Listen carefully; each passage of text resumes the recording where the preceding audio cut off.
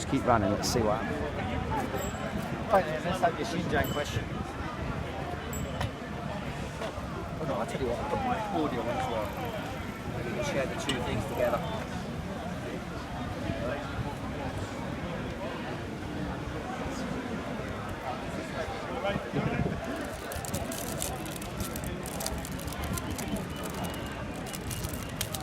I don't know how long it'll last, maybe half an hour it might last, I don't know.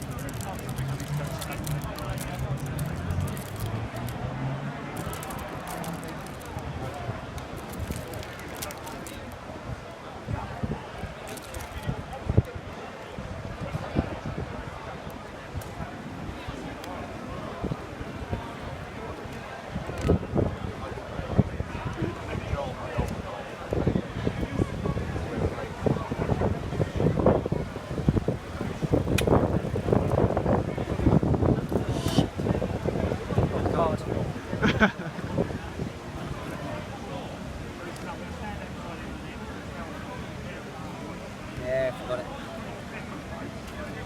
No, well, haven't got that. Yep. Okay, doke. What was your question, sir? When no one's around. Yeah, I'm not a regular. It's recorded though. I'm not a regular with you. I know you study China a lot. It's my main. It's your main thing, isn't Well, it? one of my main So there's subjects. various questions about human rights and, you know, what I'm talking about. It's a big subject nowadays. So I just wonder what your take on it is, particularly the Uighurs and other religious groups. Just focus on that. Falun Gong. Chinese government, I have argued over many years, has certain unique characteristics to it. Starting with the fact that the Communist Party in China maintained power when the Soviet Union and other countries in Eastern Europe collapsed.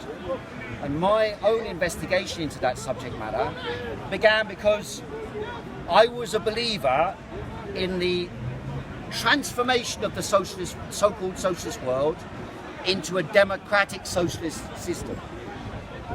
But having analysed the nature of China over the last 30 years, I came to the conclusion that the structure of the economic system in China, based on public ownership of the commanding, the decisive levers of power, and private participation in the economy on a very large scale, is actually the best economic methodology for development of the economy. Now, as the Chinese economy developed and sped up its development, we witnessed the fastest economic growth over the last 30 years of any country in human history. The Chinese Communist Party, and I'm going to sometimes use just explanations that explain their own logic. It doesn't mean I agree with what they're doing, but it explains the logic and method that they are applying. And then you can work out how to approach, how you individually and how I approach those questions. China has sought to develop its economy, to raise the living standards in order to pacify the urban or the newly urban masses. They've raised 600 million people out of poverty in the last 30 years. No other country, no other region has ever been able to achieve such a rapid rate of growth. So the starting point of the argument of the Chinese Communist Party is that our human rights conception starts from raising the living standards of the people. So that's the first fundamental criteria that they apply to analysing issues like human rights and democracy. Rightly or wrongly, and I'll go into that if you like a little bit later. Having raised the living standards dramatically in the eastern seaboard, Shenzhen, Shanghai, Guangzhou, Beijing, all the eastern seaboard cities, and moved westwards into the interior of China, they have now reached the point where they're expanding their modernization program into an ancient area governed by deserts and arid lands where the Muslim Uighurs live. Xinjiang, a huge area of China. There are 11 million Uighurs living in Xinjiang. Over the last 30 years, there was also factually based, evidence-based, a program by Saudi Wahhabis to promote Wahhabism inside Xinjiang, the province of China, and amongst the Uyghurs, advocating an independent Turkestan. This was an ancient civilization. The Turkic people, they lived from Mongolia until Turkey. In fact, Turkey was not really a Turkic area, it was occupied later. But there's a long history of Turkic people and Chinese people, Han Chinese people, and of the integration and separation between them.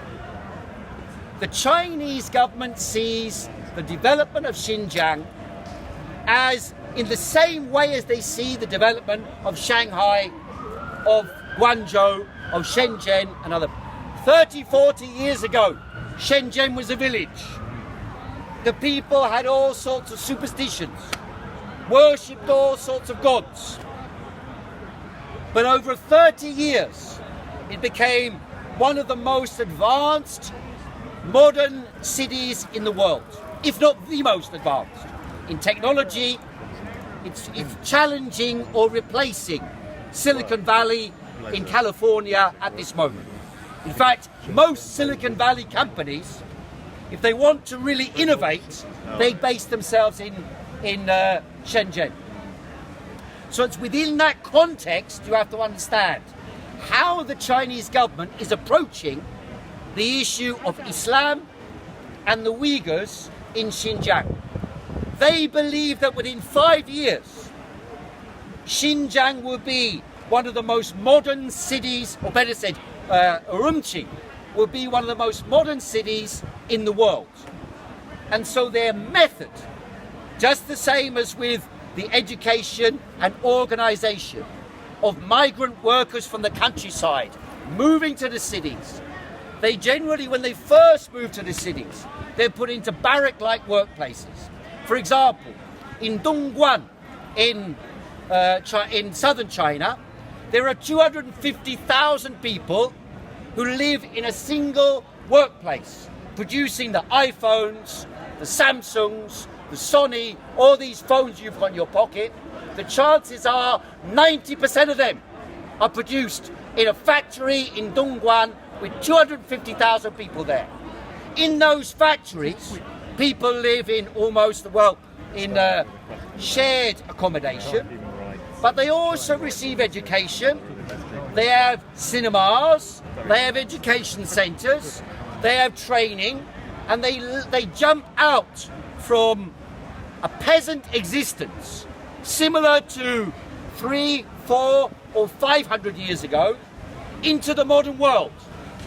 They learn the modern language, the modern Han Chinese Pudonghua language, or dialect better said. Whereas they might have come from a village where they only spoke, Hubei Hua or Shanghai Hua or, Guangdong Hua. And therefore, to integrate together the people, they consider it as an administrative mechanism to raise them to the next level of economic. That's how they view it. Administrative, you're wiping out the Islamic religion. That's not administration. One minute. That's genocide. It is not true that they're wiping out the Islamic religion.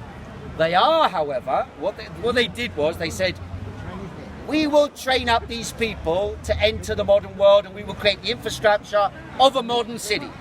And their calculation is, rightly or wrongly, that about 90% of the population will go along with this.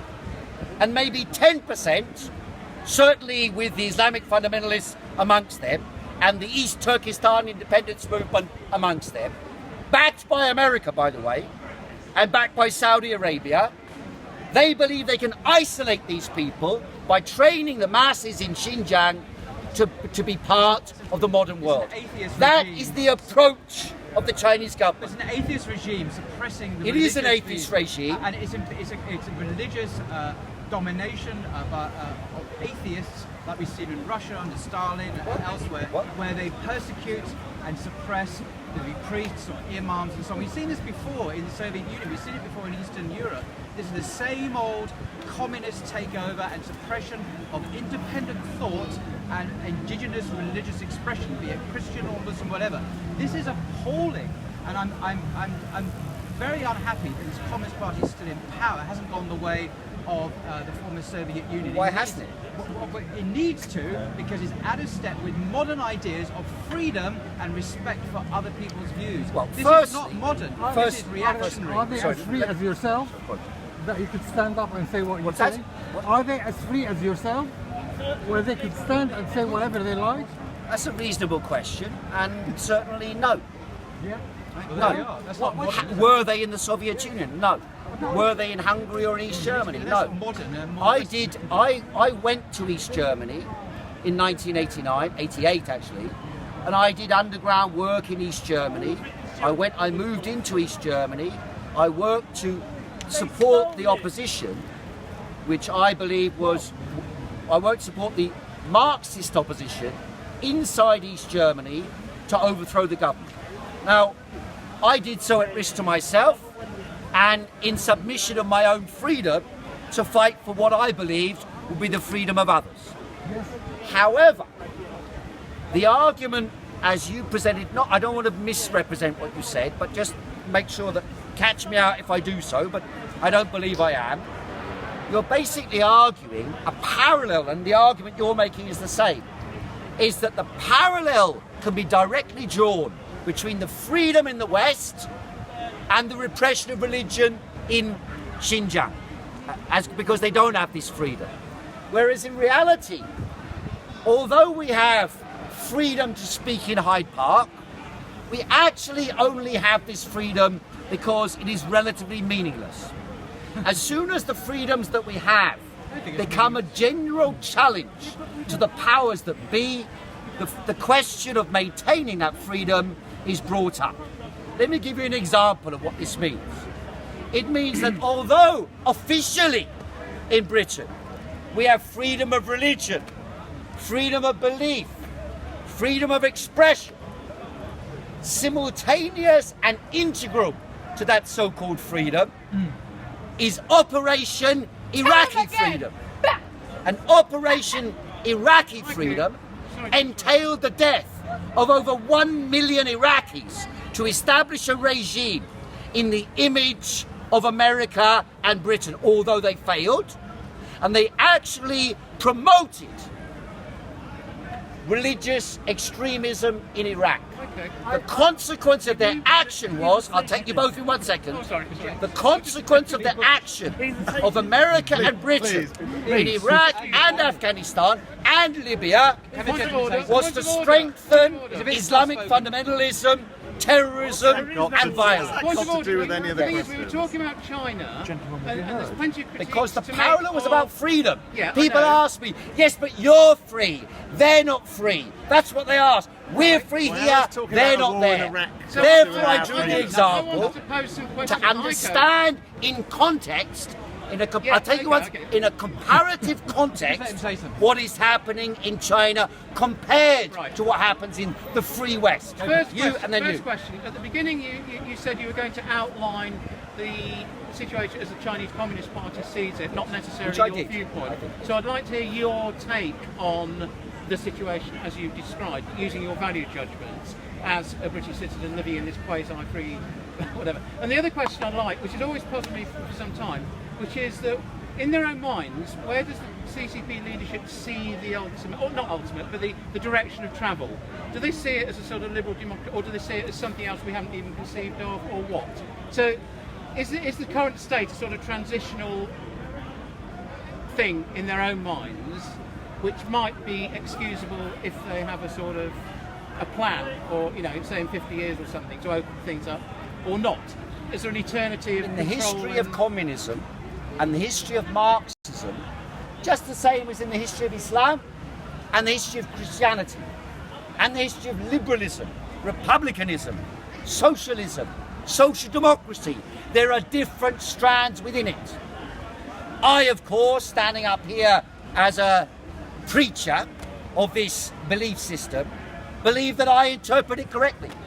You know, why else would I stand up here? And my interpretation is that Marxism as a method of understanding the world is the most precise and accurate method for doing so. And therefore I analyse the regime in China as I used to analyse the regime in East Germany, which I supported overthrowing, and I did active work to overthrow it, but that doesn't mean I supported what happened. I opposed German unification, and I opposed the restoration of capitalism. In China, I stand with the Communist Party in opposing the restoration of capitalism. And if you ask what the belief system of the Chinese Communist Party is, it's quite simple. It's communism. All members of the Communist Party have to swear their allegiance to the belief in communism. Now, how they interpret the path to communism and how I interpret the path to communism are different. I believe that the working class, which has on paper, in legislation in China, the right to administer the entire economy democratically, it's in the enterprise law of China, allows all workers to elect their managers. I agree with this. Now, the Communist Party declares it agrees with it, but it doesn't actually implement it. Because the history of the Chinese Communist Party is one of an administrative hierarchy forged in a civil war lasting 22 years from 1927 to 1949. That's when the Communist Party founded its identity and its character. And because it was founded by a guerrilla war, the character of the party became like the character of an army, a bureaucratic hierarchy controlling society and organizing things as if they were an army. Now, I believe in a different type of socialism, and that is socialism a la Karl Marx, which means that the working class, in other words, those who sell their labour power for a wage and work in modern sectors of the economy, will themselves administer society and organise that society democratically in advance of the creation of a genuine communist society across the entire world. So in that, where I believe Muslims in China, you haven't addressed that point at all. What's that? Yeah. About the plight of Muslims being persecuted by. Well, I have addressed it. I've said Firstly, your own view. Yeah, you said the view of the Chinese Communist your Party. view. Oh, sorry. My first part Well, was I my believe second I question. believe that the people. You've answered the second part. Of my Right, question. okay. Just The on first part was your own reflections on the Okay, situation as it is. okay. And As regards the Uyghurs, in general, the Communist Party of China, because it came out of this hierarchical organization of a military struggle over 22 years, like Cuba did, like Vietnam did, like North Korea did, and by the way, it's not an accident that it is those countries within the so-called communist world that survived. Those that had had a prolonged civil war in advance of the revolutionary seizure of power, those are the ones that survived, and the ones that fell were the ones that had, well, the Russian Revolution and then the spread of revolution by armed invasion of another country. Now, as a general rule, and this began what the Marxists call the national question, which is also a question of religion. At the time when Lenin was still alive, a conflict broke out with Joseph Stalin. Because Joseph Stalin, I'm trying to answer quickly. I'll take you one. Sorry, quick. We know history. We want to talk about. Well, I think it's important to understand where this came from to understand what the policy We is. know where it came from. Well, I don't think. we So don't what was I all going to know where say? it came from. What was I going to say? I was going to say Lenin believed that Stalin should be removed from power because he used his power in a purely administrative way to overthrow the rulers in Georgia. Lenin believed that the people should be able themselves to decide how they administer. And therefore, I believe that the Uyghurs should have the right to organize their own socialist state within China, run by themselves. Now, that of course is not what's going to happen, but that's what I believe would be the right policy to approach in relation to the minorities and the religions in China. Because otherwise, even if they achieve their objective of winning over 90% of the Uyghurs, which I think they probably will do. Why? Because living standards will be raised from peasants to modern urban populations. And in those, sorry? Is there any truth in the sterilisation Well, I mean, in every area of China, there are family planning committees. Family planning committee. Well, there are. Call it a I'm just telling you what there is. You might sound awful, Family but there are. planning committee. Committees that decide whether people can breed. Effectively, yes. That is That's a major eugenics, worry. practically, It's isn't not it? You know, eugenics. that's awful. It's not eugenics. It's It's like not how humans live, is it? well, it's Planning, how, family planning. well, it's how we committee. live in Britain at the moment, isn't we it? We've don't. got We have lockdowns, nothing we've got approachable regulations, because we don't we've have got a limit on instructions, we've children, got we don't police have a enforcing limit on- them. That's not We're not family allo- planning We have to committee. put on things Same when we at go all. into shops. It's It's not not the that same as different. telling us when we can breed. What or they not. were saying was, and this wasn't just from the Chinese, the United Nations and other international institutions, they all used to say in the 1970s, there's a real danger, there will be overpopulation and countries will not be able to cope economically with the demands on the society. And one of the reasons why the Chinese, rightly or wrongly, imposed family planning upon the whole of China was so that China would be developed unlike India. India, you've seen in the last few months, has suffered a catastrophic collapse, not only in the economy, but in the lives of the masses of India. Only last year, people were claiming India's going to be like China. It's growing faster, it's democratic, it's got its own Silicon Valley, it will overtake China. So they said. But now you see what the reality is. When the lockdown came, 150 million people were driven out of the cities with batons and tasers. They were sprayed on and poisoned and died on the road. And the life around the world, not just in India, according to the United Nations now, Well, there's a few in. some 240 million people are being driven into starvation conditions since the crisis of March this year. So you have to contextualize the question of family planning within that context. Of course, it is true that the more developed an economy becomes, the lower the birth rate is. And so what has happened just now in China, that people are screaming about the Uyghurs are having forced sterilization, is what the Chinese have done now is, they've said, because they always had a policy that if you're a minority religion or you're a minority population, a national grouping, there are 50 odd different national groupings in China. If you're one of the national groupings or religious minorities, you are allowed to have more children than the Han Chinese. So the family planning policy did not apply in the Uyghur areas. They were allowed to have as many children as they like. But recently, as the Chinese relaxed family planning for the Han Chinese, and they allowed Han Chinese people in the cities to have 2 children and in the country to have 3 children, they now move that same regulation that's applicable to the Han Chinese onto the Uyghur population as well. So now the Uyghurs have the same regulation, they don't have any advantage. They used to be advantaged compared to the Han Chinese. That no longer is the case. You're just talking, you are ignoring the basic human need, which is freedom.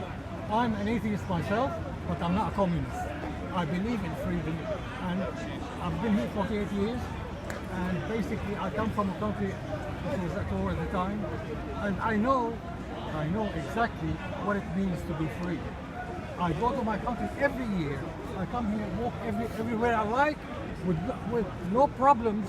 You walk really happy. In my country, which was better than this country at the time, 100 times.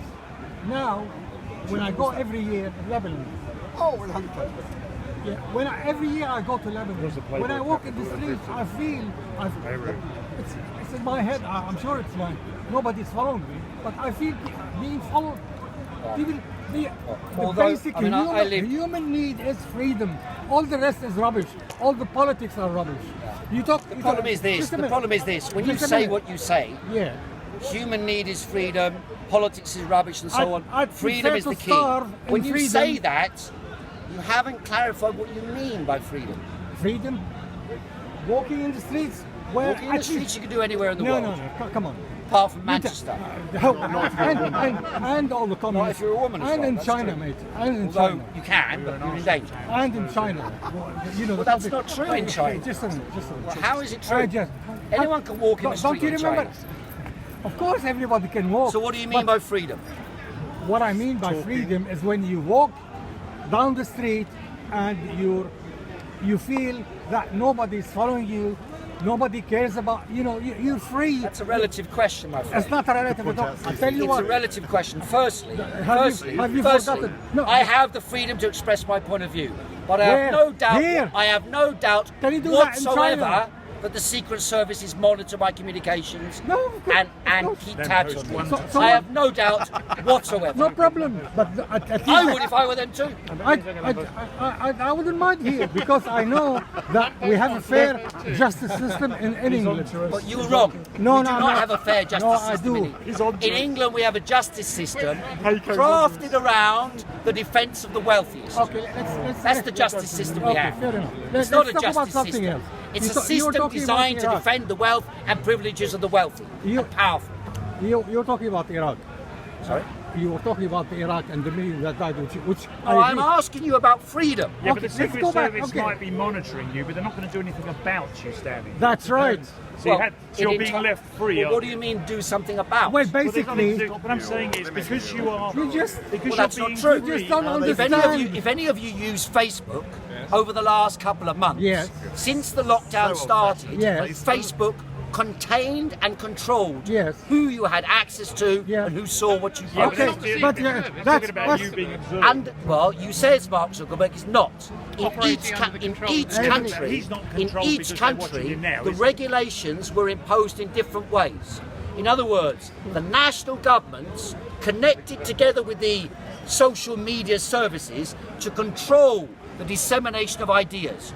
And I've had that personally. I've sent messages to people, let's say for something example, else. recordings of me speaking at Speaker's Corner. I've sent that to people, or tried to send that to people, using Facebook, and it comes back and says, this is in breach of community guidelines. My A neighbour- personal message Yeah, but that's from one Facebook- person that's to Facebook's another. You want to try Guidelines. V-Contact It's next not time, you Facebook probably guidelines, don't. it's guidelines introduced by government policy who are saying anything that does not agree with their point of view about the crisis developing in the world today has to be in some way corralled and contained in a certain box. yeah. So it is with demonstration. But they don't drag So- you down the street. Sorry? They don't drag you down the street and Sometimes they beat drag the you down the no, street. No, not here. I've had my Come head on. smashed open by wooden sticks By police? officers Why? in Germany, In and Germany? I've been arrested In many Germany? times Here I'm in talking, Britain. here, not in I've been Germany. arrested in Britain for speaking on the streets. I have been arrested for doing Okay, that. that's no problem. I've been but arrested did they? in Speaker's Causing Corner Okay, for did speaking they, here. did they torture So it's you? not- Did they torture you? Did they- Turkey's the biggest Now you're talking about torture. I'm asking you Yeah. to define freedom. I'll define because freedom you for you. made freedom Yeah. elevated it to the, It's the most the it's the central basic nexus instinct to that a define human being humanity. should have. How much freedom do There is you no freedom. have? There How is no much freedom. freedom do you have if you cannot pay for medicine and you are sick? Sorry? How much free? No, not here. How much? Let's say in India. Or in South Africa. How much freedom do you have if you do not have the money for medicine you need to live? We're talking about this Is that a country. restriction on Wait, freedom? we haven't- Is it a restriction on freedom? We haven't moved it. We're talking about this country first, yeah? Well, Let's we're talking finish. about this country. Yeah. How much freedom do the 65,000 people who died as a result of government policy have? Come on, they've done a lot better In Vietnam, than the Chinese. they have a larger population than Britain, 120 million. They've had 2 deaths. Where? We have had 65,000 deaths Where? since March. Where? Vietnam. Vietnam. Now, Vietnam, according to your criteria, quite correctly, is not as free as Britain. Yeah, but But you that believe means, that. in consequence of the current situation, that you means believe the that? Vietnamese had less freedom to die of COVID-19. Do you And the believe that? British had more freedom to die from COVID-19. no. More freedom, by the way, You're wrong. than any other country on earth. They had, yes, Britain had freedom to Freedom state, to die. to state how many died. You need Vietnam. to state how many died. What utter rubbish, my Just, friend. you, Utter you're rubbish. talking rubbish. So the You know country with the highest death rate must be the freest country. Is that what you're saying? You're ignoring the What are point. you saying then? What I'm saying is the government is giving you 2, but there could be 2 million The dead. government's giving us what? What, you said 2 or 100 or 1,000? You have no evidence for that. You're sucking out your thumb. It's not an argument. What You've got about no China? evidence for it. What about China? China as Have well. you- have you China met- nearly 4,000 deaths. China had 4,000 millions dead dead. with Millions 13 dead. times the population of Britain. In China, 13 times the population of Britain, 4,000 deaths. Britain, 65 million population, 65,000 because deaths. the British government tells you the truth. While the What truth did they tell you? What did they say 2 days ago? Come on. He came on telly, he says, hands, wash your hands. There is no reason to wash your hands. You just don't Do not understand. catch coronavirus from your hands. You are. There are almost no cases around the world that have been shown to come from the hands. Let me tell- And yet the British government, like Lady Macbeth, wants you washing your hands all the time because it's psychological manipulation of the people, entering your brain and making your physical practice into something strange, weird and surreal. Second thing, I know they are that- telling you, they have been telling, you said they're telling us the truth. Where's the truth in it? They don't have any evidence that people are catching coronavirus from touching China are things. dying. Millions. What? In China, millions are dying. So you just invent stories. No, I don't. You don't have an argument. It's just the government. You just want to invent the stories. Chinese. And you say you're annoyed about the British government. I'm annoyed about having an argument with someone who's not prepared to argue on the terrain of the knowledge they have, and instead of this wants to argue on the mystical ideas being circulated by the American government, supposedly the kings of freedom, and the president of America doesn't even want the elections to happen in America, and yet when the Chinese stop the elections in Hong Kong, they want to invade Hong Kong. What sort of truth do you believe in from the freedom lovers? And these people now say we must prepare for war against China. China's the country that showed the world how to stop coronavirus. Had we emulated them, we wouldn't have had any dead. But instead of this, we sat around saying all we need to do is wash our hands and sing happy birthday twice over. Now the country, only 2 weeks ago, they relaxed the lockdown. And now they're back to lockdown. And before you know it, London will be locked down again as well. All because of the idiocy, stupidity and lies of the government. Not the truth, the lies of the government. And these lies, don't forget, have cost 65,000 dead and rising. You see, you just want to talk. So much You don't for our want to listen. freedom. You don't want to listen to anybody. Because you're not saying anything of any validity. That's what I think. Stick to what you know, not what you invent. What I know is you live in you're lucky to be born in this country and you live in a freedom country. You don't know what it means to live in a country where you're. Well, I have lived in East Germany under the old regime, and I lived in China. I have lived in China. Did you stand like this and talk? I did stand up. Come on! I was the first person. Now you're I lying. was the first person to Now you're stand talking up rubbish. in Berlin and have an open air platform in the main square of Berlin, Alexanderplatz, on the 12th of December 1989. And that's recorded, by the way. Yeah, they didn't drag you. I spoke against the government. Yeah, what happened? Nothing happened. Oh yeah. One guy who was pro-government got kicked in the balls by an anarchist. That's what happened. Yeah, but okay. Later, 1 month later, in January 1990, I stood up in the same place and I was physically attacked by neo-Nazis. That's the reality of the freedom. I've stood up here when the neo-Nazis came down here. They also attacked me. Right? So it's not true that you just have freedom. It's not true. There's a difference between organized, like the government organized authority and the people. I'm not denying that. Sorry?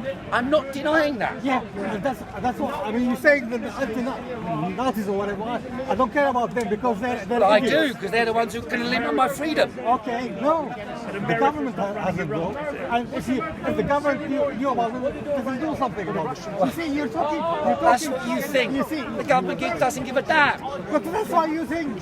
You see, There's a lot of evidence for that, my friend. Just a minute. They talk about freedom. You're lucky enough to be born in this country. Oh, you just keep don't- repeating yourself, my friend. Because you don't understand. No, you keep repeating just yourself. don't You're wasting my understand. time. You're wasting everybody's time. Oh, you just don't understand. You've got too het up.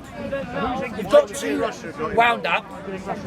So you're no longer dealing with the substance of the argument. I can tell you what you're going to say again. You're going to say, you were lucky to be born in this country. You've got freedom. You don't understand what freedom is. You've got freedom. You're lucky to be born in this country.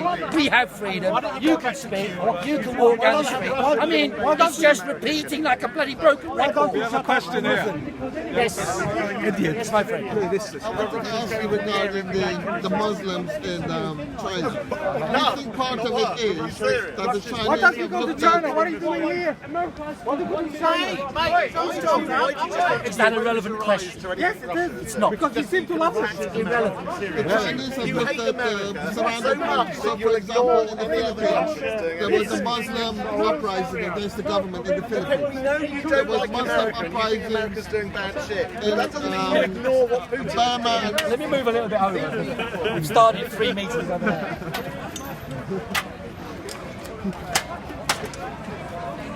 Sorry, So in the Philippines, yeah. in the Philippines, there's been a Muslim uprising for decades, and also in Burma and many other countries. And they've also looked at Syria and they've looked at other countries. And for them, Islam is a